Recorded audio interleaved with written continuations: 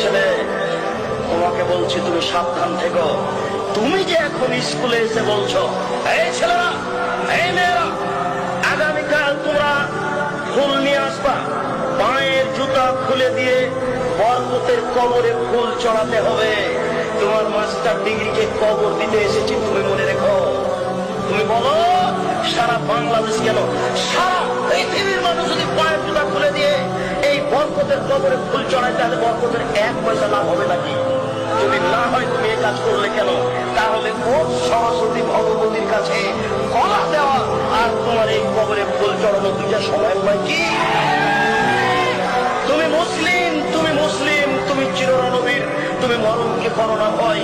তোমার ইতস্ত বোধ করা দরকার ছিল, তোমার লজ্জা বোধ করা দরকার ছিল, তোমার বিদ্যেকে মূল্যায়ন করা দরকার ছিল। তুমি বেশি না পারলে তুমি ঘুরে দাঁড়াতে, ছি ছি এ কাজকে করে এ বলে তুমি ঘুরে দাঁড়াও। বাঁচার পথ আছে। তুমি শিক্ষক হয়ে কাজ করো কি করে? সারা পৃথিবীর মানুষ যদি পায়ের জুতা খুলে দিয়ে ফুল চড়াই, বরকতের 1 পয়সা উপকার করতে পারবে না।